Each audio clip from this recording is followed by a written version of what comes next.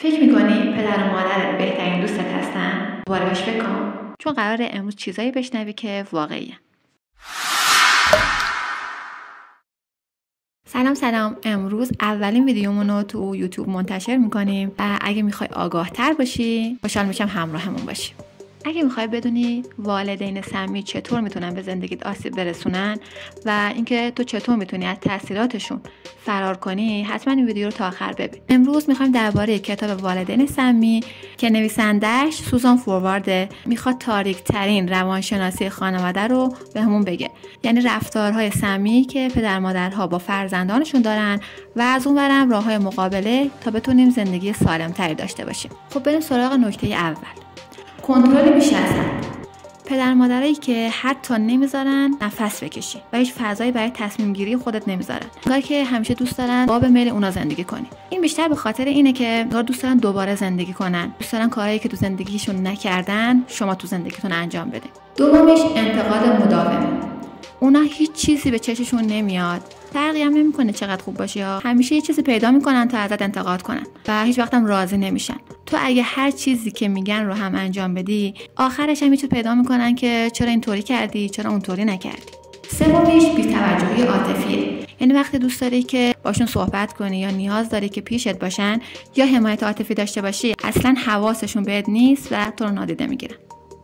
قبل اینکه بریم نکته 4 رو بگیم، خوشحال میشم که چنل کتابجو رو دنبال کنین و اون زنگوله کنارش هم بزنید تا ویدیوهای جدیدی که بخوایم آپلود کنیم رو حتما خبردار بشین و حتما تو کامنت ها بهمون بگین که دوست دارین کتاب بعدی چی باشه.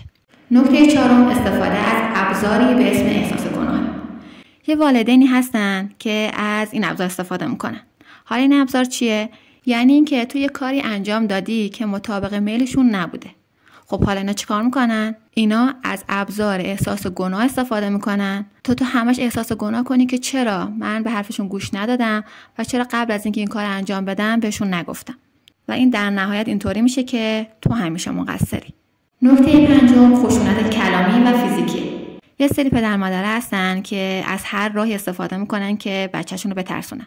خشونت‌های فیزیکی برای زمانی که بچه کم کوچیک‌تره، ممکنه که مثلا به کتک زدنش هم برسه و یه سری خشونت‌های کلامی هم هست که مثلا به بچه‌ها میگن که میدیم لولو بخورد، نمیدونم اگه به حرف مامان بابات گوش ندی فلان میشه، از این چیزا.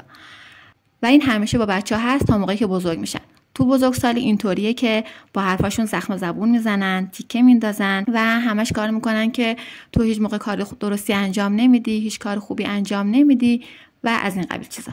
این چند نکته که گفتیم یه سری نکات این کتاب بود. حالا اگه میخوایم بهتر بدونین، بیشتر بدونین، برین سراغ کتابش. در نهایت حرف کلی این کتاب اینه که پدر مادرهای سمی کسانی هستن که احساس ناکافی بودن به بچه‌هاشون میدن. حالا برامون تو کامنت ها بنویس که پدر مادر تو از این رفتارا دارن یا مثلا تو اطرافتون دارین پدر مادرهایی که این رفتارا رو با بچه‌هاشون انجام میدن.